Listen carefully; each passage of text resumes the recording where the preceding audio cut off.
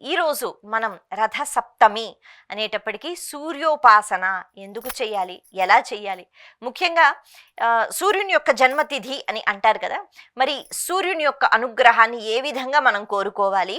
భగవంతుడు అన్న వెంటనే మనకి ఒక కోరికల చిట్టా ఉంటుంది, దాన్ని మనం విప్పుతూ ఉంటాం. ఇది కావాలి, అది కావాలి, అది కావాలని. కానీ ఏ భగవత్ స్వరూపాన్ని ఏది అడిగితే తరించిపోతామో తెలుసుకోగలగాలి కదా. కాబట్టి సూర్యోపాసన ఏ రకంగా చెయ్యాలి, మనం ఏం అడగాలి, సూర్యుడు అసలు ఏం ఇస్తాడో వీటి గురించి మాట్లాడుకుందాం. ఆ సూర్యనారాయణ మూర్తిని, ఆ ప్రత్యక్ష నారాయణుణ్ణి మనస్ఫూర్తిగా స్మరించుకుంటూ, ఎందుకు అంటే ఈ పుణ్యతిథి రథసప్తమి రోజు సూర్యుని యొక్క ఇది జన్మతిథి కాబట్టి. సూర్యుడు ప్రత్యక్ష నారాయణుడు. మనమందరం కూడా కర్మలు చెయ్యకుండా ఉండం కదా. మనిషిగా పుట్టిన తర్వాత, అంటే పెద్దయిన తర్వాత ఉద్యోగం చేయటమే కర్మ, వంట చేయటమే కర్మ అన్నది కాదు. మనం పుట్టిన దగ్గర నుంచి, ఊహ తెలిసిన దగ్గర నుంచి చేసే ప్రతి పని కూడా కర్మ కిందే లెక్కొస్తుంది. అయితే అప్పుడు వేరు, ఇప్పుడు వేరు. కాకపోతే ప్రతి కర్మ ఎప్పుడైతే జ్ఞానంతో కూడుకున్నదై ఉంటుందో అప్పుడు ఖచ్చితంగా సత్కర్మలే చేస్తూ ఉంటాం, అంతే కదా. జ్ఞానం లేకుండా కర్మలు చేస్తే ఖచ్చితంగా అవి సత్కర్మలు అవ్వవు. వాటి వల్ల మనం ఇబ్బంది పడుతూ ఉంటాము, అవతల వాళ్ళని ఇబ్బంది పెడుతూ ఉంటాం. మనం చేసే కర్మలకు సాక్షి ఎవరైనా ఉన్నారా అంటే, బహుశా ఎవరైనా చూస్తున్నారు అంటే ఉంటారు. ఎవరు చూడకుండా మనం చేసే పనులు అంటే ఎవరు చూస్తున్నారని మనం అనుకుంటాం, కానీ ఉంటారుగా. అలా సాక్షిగా చూస్తున్నాడు అన్నట్టుగా, మరో సాక్షిగా మనం చూస్తున్నట్టుగా ఉండే ఒక గ్రహం. గ్రహం అంటే ఎన్నో గ్రహాలు, అంటే ముఖ్యంగా ఈ 9 గ్రహాల గురించి మనం మాట్లాడుకుంటే మనకి అన్ని గ్రహాలు అలా కనిపించవుగా ఆకాశంలో. మనం ఇదిగో శుక్రుడు, ఇదిగో కుజుడు అని మనం మాట్లాడుకోం. కానీ ఈ గ్రహాలలో చంద్రుడు అలాగే సూర్యుడు, వీళ్ళు మాత్రం మనకి రోజు కనిపిస్తూ ఉంటారు. అలా ప్రత్యక్ష నారాయణుడు అని అన్నారు సూర్యుడిని. ఆయన ప్రతిరోజు మనకి కనిపిస్తారు. అలా సూర్యుడి వైపు చూసి నమస్కారం పెట్టుకుని, అంటే ఒక గ్రహంగా చూడరుగా సూర్యుడిని, ఎప్పుడు కూడా సూర్య భగవానుడు అని అంటూ ఉంటాం. మిగతా గ్రహాల్ని కుజగ్రహం, శుక్రగ్రహం, బుధగ్రహం అని అంటాం, కానీ సూర్యుడిని మాత్రం సూర్యగ్రహం అని ఎక్కువగా వాడం. సూర్యనారాయణమూర్తి అని అంటాం. ఎందుకు అంటే ఆయన పగలంతా ఉంటాడు, సాయంత్రం వరకు ఉంటారు. అంటే మనం ఇంకా నిద్రావస్థకి వెళ్ళిపోయి, మన పనులన్నీ అయిపోయి ఇక మనం విశ్రాంతి తీసుకుంటున్న సమయానికి ముందు వరకు ఆయన ఉంటారు. స్థితికారకుడు ఆయన శ్రీ మహావిష్ణువు. ఎలా అయితే మన జాగృత్ అవస్థలో ఆయన అంతా చూసుకుంటూ ఉంటారు, ఆయనే కదా స్థితికారకుడు. అలా ఈ సూర్యుడు కూడా మనల్ని చూస్తున్నాడు. మనం లేవక ముందే సూర్యుడు వచ్చేస్తాడు. సూర్యోదయం తర్వాతే కదా మనం లేస్తూ ఉంటాం చాలా సందర్భాలలో. అప్పటి నుంచి గమనిస్తూ ఉంటాడు మనం చేసే ప్రతి కర్మ. కాబట్టి ఆయన కర్మ సాక్షి, ఆయన చూస్తున్నారు, ఆయన లెక్కలు వేస్తున్నారు. కాబట్టి సూర్యోపాసన అన్నది మంచి కర్మలు చేయటానికి ఉపయోగపడుతుంది. ఇంతేనా కాదు, ముఖ్యంగా ఈ మాఘమాసంలో, అలాగే ఈ రథసప్తమి అనేటప్పటికీ ఇక్కడ ఎందుకు విశేషం అంటే, కేవలం సూర్యుని యొక్క జన్మతిథి అని కాకుండా ఈ మార్పు ఏదైతే ఉందో, సూర్య గమనం ఏదైతే మారిందో, దీనివల్ల వాతావరణంలో ఇప్పుడే వెచ్చదనం అన్నది మొదలవుతుంది. ఆ తర్వాత ఆ వేడి మనం తట్టుకోలేము వేసవి కాలంలో. అంటే సూర్యుడు ఉచ్చ స్థానంలో ఉన్నాడు. ఇప్పటి వరకు ఏ వేడి అయితే వాతావరణంలో లేదో, అలాగే అంటే చలికాలం ఎంతైనా కూడా అంత ఉత్సాహంగా మనం ఉండం. ఎప్పుడైతే సూర్యుని యొక్క గమనం మారిందో, సూర్య శక్తి కిరణాలలో అది పూర్తిగా మన దాకా చేరే పరిస్థితి ఇప్పుడు వాతావరణంలో వచ్చిందో, ఈ కిరణాలు యొక్క శక్తి మన కంటితో మనకి కనిపించదు. అంటే సూర్యకిరణాలు మాత్రమే కనిపిస్తాయి, అది కూడా మిట్ట మధ్యాహ్నం మనం నించుని సూర్యుడిని అలా చూడలేం కూడా. కానీ ఆ కిరణాలలో దాగి ఉన్న శక్తి, దాన్ని జీవశక్తి అంటారు. ఈ జీవశక్తి లేకపోతే ఉత్సాహం ఉండదు, ఎప్పుడు బద్ధకంతోనే అలా ఉంటాం. ఉన్నామా అంటే ఉన్నాం, బ్రతికే ఉన్నాం. కానీ ఒక జీవ చైతన్యం ఉంటే, ప్రతిదీ చెయ్యాలి, ఈ పని నేను ఎలాగైనా చెయ్యాలి అనే ఒక తపన ఉంటే, భగీరథుడు ఆయన, నాకెందుకు నా వంశంలో ఎవరెవరో ఎప్పుడో తాతలు ముత్తాతలు వాళ్ళు బూడిద కుప్పలైపోతే ఇప్పుడు వాళ్ళు తరించాలి అంటే నేనెందుకు కష్టపడాలి? ఆయన అనుకోలేదుగా, నేను ఎలాగైనా చేసి తీరుతాను, నేను ఎందుకు చెయ్యలేను అని గంగా నదిని తీసుకుని వచ్చాడు. కాబట్టి సంకల్పాలు ఎన్నో ఉంటాయి మనసులో, కానీ అవి రూపుదాల్చాలి అంటే మళ్ళీ మనకి ప్రత్యేకమైన స్ఫూర్తి కావాలి, ఉత్సాహం కావాలి. ఇవన్నీ ఎవరో కాదు, సూర్యనారాయణమూర్తి ఇస్తారు. అందుకే ఉదయాన్నే లేచిన వెంటనే కేవలం రథసప్తమి కాదు, మాఘమాసం కాదు, ప్రతి నిత్యము నదీ స్నానం చేసుకుంటూ సూర్యునికి అర్ఘ్యం ఇచ్చి రోజుని మొదలుపెట్టేవారు ఇదివరకు రోజుల్లో. కాబట్టి వాళ్ళు ఎప్పుడూ ఉత్సాహంగానే ఉంటూ ఉండేవారు. వాడు ఎప్పుడు అంటే ఈ పని నేను చెయ్యలేనని, లేకపోతే నాకు బద్ధకంగా ఉందని, సోమరితనము ఇవేమి ఉండేవి కాదు. కానీ ఇవాళ రేపు ఇవే ఎక్కువగా కనిపిస్తున్నాయి కదా. ఎక్కువగా కష్టపడం కానీ అలసిపోతూ ఉంటాం. ఇలా సూర్యశక్తి అన్నది చక్కని ఆరోగ్యాన్ని ఇస్తుంది, ఎంతో ఉత్సాహాన్ని ఇస్తుంది, అన్నిటికన్నా మించి ఆత్మవిశ్వాసాన్ని ఇస్తుంది. ఇది అలా కనిపిస్తుందా? సూర్యుడు ఏదో ఇలా ఇదిగో తీసుకో ఆత్మవిశ్వాసం అని అలా పైనుంచి వేసేస్తాడా మనం పట్టుకోవడానికి అన్నది కాదు. మాఘమాసంలో అరుణోదయ సమయంలో అని చెప్పారు. అంటే ఆ సమయంలో లేచి బ్రాహ్మీ ముహూర్తం అని అంటూ ఉంటారు కదా, అంటే సూర్యోదయానికి ఇంకా ముందు, అప్పుడు చీకట్లు మెల్లిగా తొలగిపోతూ అప్పుడప్పుడే సూర్యుడు ఇంకా ఉదయిస్తున్న సమయం అన్నమాట. అలాంటి సమయంలో స్నానాలు చేస్తే, రథసప్తమి రోజు కూడా ఉదయాన్నే లేచి స్నానం చేయాలంటే 8 గంటలకో 9 గంటలకో కాదు, ఆ సమయానికి ఆ శక్తి ఉంటుంది. ఆ శక్తిలో అంటే ఆ విశేషమైన కిరణాల శక్తిలో ఏం దాగి ఉంది అంటే మన కంటికి కనిపించదు, కానీ బోళ్ళంత జీవశక్తి ఉంటుంది. ఆ సమయంలో లేచి మనం స్నానాలు చేసి, ముఖ్యంగా నదీ స్నానాలు చేసి సూర్యోపాసన చేస్తే, అంటే బయట నుంచినే సూర్యుడికి అర్ఘ్యం ఇచ్చి సూర్యోపాసన చేస్తే అప్పుడు మన శరీరానికి ఎంతో ఆరోగ్యం, మనసు కూడా సాత్విక బుద్ధితో సాత్విక ఆలోచనలు ఆ సమయంలో కలుగుతాయి.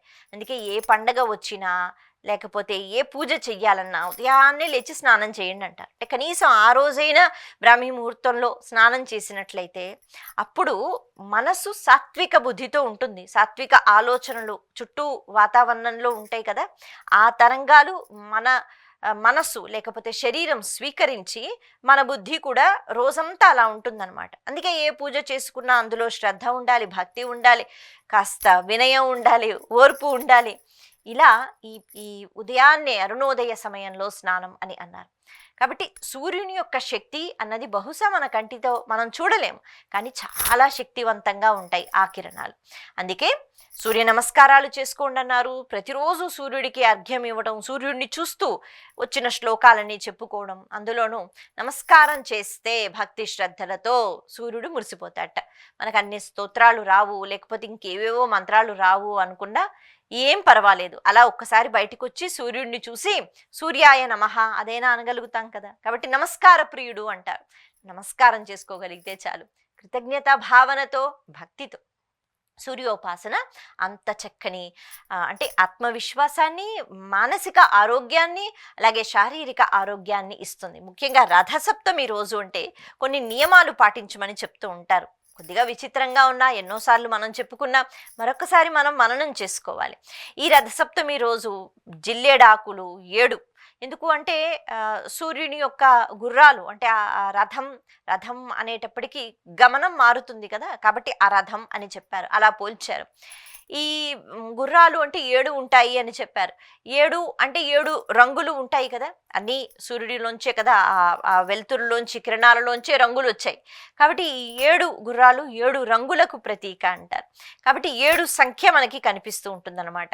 అలా ఈ జిల్లేడాకులు 7 శిరస్సు పైన, భుజాల పైన, ఉదరం పైన అలా పెట్టుకుని మనం స్నానం చేయాలి. అలాగే దానిపైన రేగి పండు పెట్టుకోవాలి. సూర్యుడికి మనము చక్కగా పాయసం అంటే పరమాన్నము, ఇదివరకైతే మనం ఇప్పుడు ఇళ్లలో చేస్తున్నాం, కానీ బయటే చక్కగా సూర్యుడిని యొక్క కిరణాలు ఆ పరమాన్నంలోకి వెళుతూ ఉన్నప్పుడు అనమాట, సూర్యుడికి చూపిస్తూ చక్కగా కొత్త కుండలో పరమాన్నం వండి సూర్యుడికి నివేదన చేసి అప్పుడు భుజిస్తే, ఇందాక నుంచి మనం చెప్పుకుంటున్నాం కదా, ఈ సౌరశక్తి అన్నది అది బహుశా కనిపించదు, కానీ అందులో ఎంతో జీవశక్తి ఉంటుంది, జీవ చైతన్యం ఉంటుంది. అందుకే అలా పెట్టి స్వీకరించిన ప్రసాదానికి విశేషమైన శక్తి ఉంటుంది ఆరోగ్యానికి సంబంధించి. అలాగే ఈ ఆకులు, జిల్లేడాకులు, అలాగే చిక్కుడుకాయలతో రథం చేయటము, ఆ చిక్కుడుకాయల్ని వండుకుని తినటము.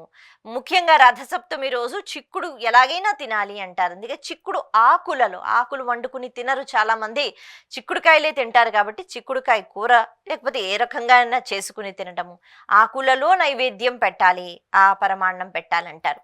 ఇలా ఎందుకు అంటే సూర్యుని యొక్క శక్తిని ఈ ఆకులు అంటే ప్రకృతిలో కొన్ని పదార్థాలు ఉన్నాయి, ప్రతి ఒక్క పదార్థానికి ఒక విభూతి ఉంటుంది, అంతే కదా. మనం మనుషులం, ఒకళ్ళు చాలా బాగా పాడతారు, ఒకళ్ళు చాలా బాగా మాట్లాడతారు, ఒకళ్ళు చాలా అందంగా నృత్యం చేస్తారు, ఒకళ్ళు చాలా బాగా చదువుతారు, ఇలా ఉంటాయి కదా. అలాగే ప్రకృతిలో కూడా ప్రతి ఒక్క పదార్థానికి ఒక విభూతి ఉంటుంది. కాబట్టి ఈ సూర్య గమనం అన్నది మారిన తర్వాత, ఉత్తరాయణంలోకి వచ్చిన తర్వాత, మకర సంక్రమణం జరిగిన తర్వాత, సూర్యుడు ఉచ్చ స్థానంలోకి వెళ్ళిన తర్వాత కిరణాలకున్న విశేషమైన శక్తిని ప్రకృతిలో కొన్ని పదార్థాలు నిక్షిప్తం చేసుకుంటాయి. మనం ఎంతసేపు నించోగలుగుతాం ఎండలో? నించోండి మంచిది అంటే ఒక 10-15 నిమిషాలు. ఆ తర్వాత మనకి ఏవో పనులు ఉంటాయి, మనకి విసుగు వస్తుంది, మనం వచ్చేస్తాం. కానీ ఈ శక్తిని నిక్షిప్తం చేసుకుని ఉంటాయట. కాబట్టి జిల్లేడాకులు, అలాగే రేగిపళ్ళు, అంటే అర్కఫలము అని అంటారు రేగిపండు. అర్కుడు అంటే మళ్ళీ సూర్యుడు కదా. అలా ఈ రేగిపళ్ళు, జిల్లేడాకులు, అలాగే చిక్కుడాకులు లేకపోతే చిక్కుడుకాయలు, వీటికి విశేషమైన శక్తి ఉంటుంది ఈ సమయంలోనే. అంటే ప్రతిరోజు మనకి చిక్కుడుకాయలతో రథం చేసుకోండి, ప్రతిరోజు చిక్కుడుకాయలతో ఏదైనా చేసుకుని తినండి అని అనరుగా. ఈ మాఘమాసం అనేటప్పటికే ఇప్పటికే గమనం అన్నది మారింది కాబట్టి, సూర్యుడు ఉచ్చస్థానంలో ఉన్నాడు కాబట్టి ఈ సమయంలో విశేషమైన శక్తి అవి నిక్షిప్తం చేసుకుంటాయి. అందుకే వాటిని సేవిస్తే, వాటిని తింటే, ఆ ఆకులలో నైవేద్యం పెట్టి మనం స్వీకరిస్తే ఆ ఆకులో ఉన్న శక్తి ఆ పాయసానికి పరమాన్నానికి వెళ్ళి అది మన ఒంట్లోకి వెళుతుందని. అలాగే ఈ జిల్లెడాకులు తలపైన పెట్టుకుని స్నానం చేసినప్పుడు దాని శక్తి ఏదైతే ఉందో, ముఖ్యంగా ఇక్కడ బ్రహ్మరంధ్రం ఉంటుందిగా, అది జ్ఞానానికి ప్రతీక. మరి అలా అక్కడ ఆ సూర్యశక్తి జీవ చైతన్యం అక్కడ అది ఉత్పన్నమై తద్వారా మనం చేసే కర్మలు ఏవైతే ఉన్నాయో అవి ఉత్కృష్టంగా ఉంటాయి అన్నది నమ్మకం. అందుకే ఈ రేగిపళ్ళు అంటారు, ఈ జిల్లేడాకులు అంటారు, అలాగే ఈ చిక్కుడు కాయలు అంటారు, అలాగే చిక్కుడు ఆకులు అంటారు.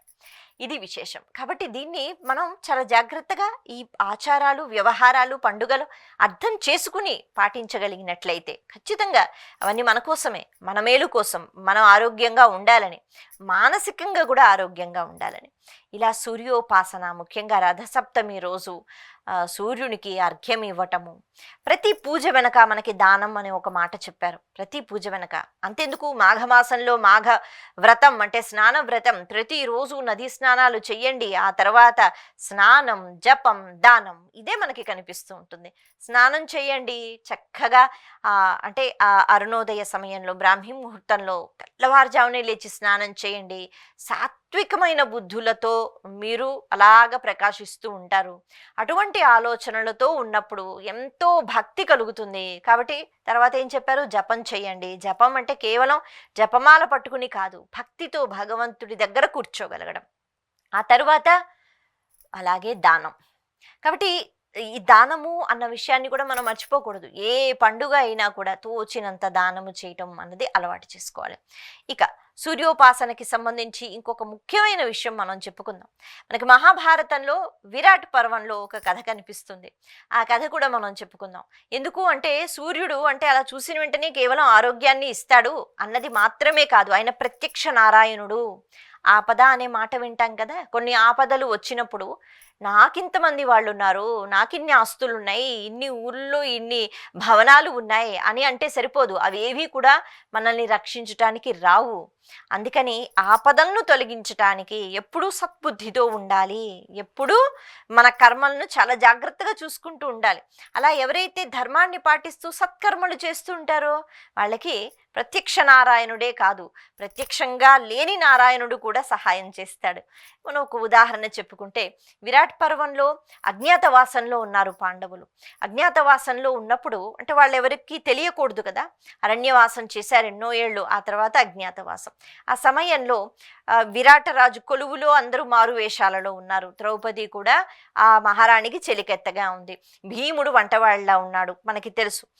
అయితే ఈ సందర్భంలో సుదేష్ణ అంటే విరాట్ రాజు యొక్క భార్య, తనకి చెలికెత్తగా ద్రౌపదీదేవి పనిచేస్తోంది పాపం. అయితే ఇప్పుడు తన సోదరుడు కీచకుడు. ఈ కీచకుడు ద్రౌపదిని చూసి అంటే చాలా ఎక్కువగా ఇష్టపడటము, మోహించటము, ఈ కథ కూడా తెలుసు మనకి. తర్వాత భీముడు కీచకుడిని చంపేస్తాడు. అయితే అంతకు ముందు జరిగిన ఒక సంఘటన గురించి మనం మాట్లాడుకోవాలి. దీనికి సూర్యోపాసనకి ఏమిటి సంబంధం అంటే చాలా సంబంధం ఉంది, అందుకే మనం మాట్లాడుకుంటున్నాం. ఈ సుదేష్ణ ఒకసారి ఒక పాత్ర ఏదో పట్టుకుని రావాలి, ఒక పదార్థం పట్టుకుని రావాలి, వెళ్ళు మా సోదరుడు రమ్మంటున్నాడు అని ఈవిడ్ని పంపిస్తారు. మరి ఈవిడికి ముందుగానే భయం. ఎందుకు అంటే కీచకుడు యొక్క దుష్ప్రవర్తన ఆవిడికి తెలుసు. మరి నేను వెళితే ఏంటి, కీచకుడు అంటే ఏ రకంగా నన్ను చూస్తాడు అన్నది ఆవిడికి భయం. అయితే భర్తలు అక్కడే ఉన్నారు, కానీ భర్తలకి చెప్పగలదా?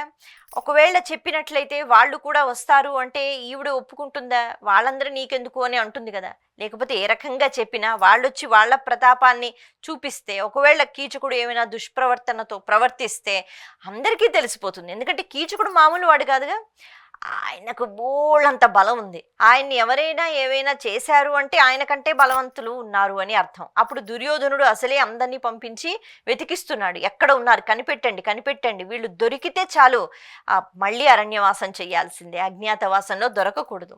అందుకే ద్రౌపదీదేవి ఆలోచిస్తుంది, ఇప్పుడు నేను చెప్తే పెద్ద గొడవ అవుతుంది కదా, ఒకవేళ కీచకుని యొక్క ఇది సరిగ్గా లేకపోతే అప్పుడు ఏదైనా జరుగుతుంది, మళ్ళీ తెలిసిపోతుంది దుర్యోధనుడికి. సరే, మరి ఆవిడ కూడా మహాపతివ్రత, ఆవిడకి ఎవరే అవసరం లేదు, ఆవిడే శపించగలదు, ఆవిడకి ఆ శక్తి ఉంది. కానీ మళ్ళీ ఒక మామూలు స్త్రీ శపిస్తే కీచకుడు చచ్చిపోయాడా లేకపోతే ఇలా అయిపోయాడా, మళ్ళీ ఆరా తీస్తారు. అప్పుడు తెలిసిపోతుంది అక్కడ ఉన్నది అంటే ద్రౌపదీదేవి అని. అంటే ఆవిడ ఆలోచిస్తుందట, ఏం చెయ్యాలి, నాకైతే వెళ్ళాలని లేదు, నాకేదో కొంచెం భయంగా ఉంది, ఏదో కీడు సంభవిస్తుంది, నేను ఎలా తప్పించుకోవాలి, ఇటు చెప్పలేను ఇటు వెళ్ళలేను అని నడుస్తూ వెళుతోందనమాట ఆవిడ. ఎందుకంటే ఒక అంతఃపురం నుంచి ఇంకో అంతఃపురం దగ్గరికి వెళ్ళాలి కదా. అలా వెళుతూ ఉంటే ఒకసారి ఆవిడ పైన చూశారు, పగలు సూర్యనారాయణమూర్తి చక్కగా కనిపిస్తున్నాడు, వెలిగిపోతున్నాడు, రెండు చేతులెత్తి నమస్కారం చేస్తూ, అంటే భగవంతుడు అంతటా ఉన్నాడు, అంత భక్తి నమ్మకం మనకు ఉండాలి. ప్రహ్లాదుడు ఏ రకంగా అయితే స్తంభంలో ఉన్నాడా అంటే ఉన్నాడు అన్నాడు కదా, అలాగే సూర్యుడిని చూస్తాం మనం రోజంతా, ఉన్నాడా, దేవుడేనా అంటే ఖచ్చితంగా దేవుడే. అలా ద్రౌపదీదేవి రెండు చేతులెత్తి నమస్కారం చేసి, స్వామి నాకు ఇంత పెద్ద ఆపద వచ్చింది, నాకు కీచకుడి దగ్గరికి వెళ్ళాలని లేదు, ఎందుకు అంటే తను ఎప్పటి నుంచో నన్ను చాలా అంటే ఇబ్బంది పెడదామనే చూస్తున్నాడు, కాబట్టి నాకు భయం వేస్తోంది, ఇటు భర్తలతో చెప్పలేను, ఇటు నేను నా శక్తిని చూపించలేను, నేనేం చెయ్యాలి అనేటట్టుగా నువ్వే నన్ను ఆదుకోవాలి. నిజంగా నేను పతివ్రతనైతే, నా మనసులో పూర్తిగా పాండవులే ఉంటే, మనసులో పాండవులే ఉండటం అంటే కేవలం ప్రేమ అన్నది కాదు, తన భర్తల పట్ల ఎంతగానో గౌరవం, అంటే ఆ వంశ అభివృద్ధి కోసం ఈవిడ సహాయం పడటం, దాన్ని పాతివ్రత్యం అంటారు. కేవలం భర్త మాత్రమే ఇష్టం అన్నది ఒక్కటే కాదు, ఆ వంశం గురించి ఆలోచించటం, భర్త శ్రేయస్సు గురించి ఆలోచించటం, భర్త పరువు గురించి ఆలోచించటం, ఇవన్నీ కూడా ఎవరైతే ఆలోచిస్తూ ఉంటారో, అలాంటి పనులు చేస్తారో వాళ్ళందరూ కూడా మహాపతివ్రతలు. అయితే ఆవిడ సూర్యుడిని అడుగుతోందట, సూర్యభగవానుడా నీకు నా గురించి తెలుసు కదా, నేను నిజంగానే నా మనసులో పూర్తిగా పాండవులు ఉన్నట్లయితే, నేను ఎప్పుడూ వాళ్ళ పట్ల ఏ దోషము చెయ్యకపోతే నన్ను నువ్వే కాపాడు అని నమ్మకంతో నమస్కారం పెట్టి, ఎందుకంటే ఇంకా ఆవిడకి ఏం తోచట్లేదు, ఎదురుగా సూర్యుడు కనిపించాడు, అడిగింది, ఆవిడ వెళ్ళిపోయింది లోపలికి. ఇప్పుడు సూర్యుడు వెంటనే విన్నాడు, ఎందుకు అంటే ఆ భక్తి వేరు, ఆ నమ్మకం వేరు. వింటాడు. విన్న తర్వాత ఆయన ఏం చేశాడు, ఒక రాక్షసుణ్ణి సృష్టించాడట. ఒక రాక్షసుణ్ణి సృష్టించి ఈ రాక్షసుణ్ణి వెంట పంపిస్తున్నాడు. ఎవరి వెంట? ద్రౌపది వెంట. కనిపిస్తున్నాడా? కనిపించట్లేదు, కానీ కనిపించకుండా వెడుతున్నాడు. ఆమె అలా లోపలికి వెళ్ళిన వెంటనే కీచకుడు బాగా మద్యపానం చేసి ఉన్నాడు. ద్రౌపది కనిపించిన వెంటనే చెయ్యి పట్టుకునే ప్రయత్నం చేశాడు. అలా పట్టుకున్న వెంటనే ఈవిడేం చేసింది, వదిలించుకునే ప్రయత్నం చేసింది. అయితే ఎంతైనా చాలా బలవంతుడు, రాక్షసుల్లా ఉంటాడు చూడటానికి, మరి ఆయన బలం ఎక్కువే ఉంటుంది కదా, చాలా సుకుమారంగా ఉంటుంది ద్రౌపది. మరి ఆవిడ బలం సరిపోతుందా? వెనక ఎందుకున్నాడు రాక్షసుడు ఒక్కసారి ద్రౌపదిలోకి ప్రవేశించిన వెంటనే ఆ కీచకుడు అలా చెయ్యి పట్టుకున్న వెంటనే ఒక్కసారి ఆవిడ చెయ్యి విదిలించింది. అలా విదిలించడంలో ఎంత శక్తి ఉందంటే, లోపల రాక్షసుడు దూరాడు కదా, విదిలించిన వెంటనే కీచకుడు ఏకంగా అంటే ఒక ఇది దూరంలో అక్కడ ఎగురుకుంటూ పడిపోయాడట. అసలే మద్యపానం, మరి ఆ మత్తులో అలా పడిపోయి మళ్ళా ఏమైందా అని లేచేలోపు ద్రౌపదీదేవి అక్కడి నుంచి పరిగెట్టుకుంటూ బయటకు వచ్చేసింది. అయితే ఈ సందర్భం తర్వాత సరే ఇలా ఎంతకాలం అని చెప్పి తర్వాత భీముడికి చెప్పింది, భర్తలకు చెప్పింది, అది వేరే విషయం, పూర్తిగా వేరే కథ. కానీ అంటే సూర్యుడు నిజంగా నారాయణుడా, ప్రత్యక్ష దైవమా, అంటే దైవము అని చెప్పడానికి సూర్యోపాసన చేసిన వాళ్ళు ఎలా తరించిపోయారు, ఎన్ని రకాలుగా ఆపదల నుంచి బయటపడ్డారు చెప్పటానికి ఇదొక్కటే కాదు, బోల్డని కథలు ఉన్నాయి. ఒకటి మనం చెప్పుకున్నాం. అలా ఒక రాక్షసుణ్ణి పంపించి సూర్యుడు నేరుగా వచ్చి చంపేలేడు కదా, ఎందుకంటే అప్పుడు మళ్ళీ చర్చ జరుగుతుంది. సూర్యుడు ఎందుకు వచ్చాడు, లేకపోతే ఎందుకు ఇలా జరిగింది, అసలు ఈవిడెవరు అన్నది బయటపడితే మళ్ళీ అరణ్యవాసం చెయ్యాలి. అందుకే ఎవరికి ఏమీ తెలియకుండా కేవలం ఆవిడ చెయ్యి ఇలా అన్నప్పటికే అంత బలంతో ఆవిడ వదిలించుకుని గబగబా రావడానికైతే సూర్యుడు చాలా చక్కగా ఆ రాక్షసుణ్ణి పంపించడం జరిగింది. ఇలా కర్మసాక్షి అని ఎప్పుడైతే నమ్ముతూ సూర్యనారాయణమూర్తి అన్నందుకు అక్కడ విష్ణువు ఉన్నాడు, నారాయణుడు ఉన్నాడు, చూస్తున్నాడు అని అనుకోగలిగితే ఖచ్చితంగా సూర్యోపాసన మనం ఏ రకంగా ప్రవర్తించాలి ఇందులో కూడా మార్పు తీసుకొస్తుంది.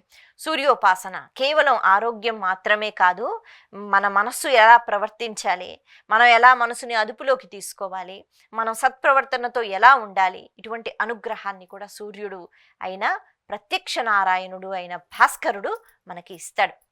మనం చేయవలసిందల్లా భాస్కరుడికి, సూర్యుడికి ప్రేమతో, ప్రీతితో, నమ్మకంతో నమస్కారం చేయటం. అందుకే నమస్కార ప్రియుడు ఆ సూర్య భగవానుడు. మరొకసారి మీ అందరికీ రథసప్తమి శుభాకాంక్షలు.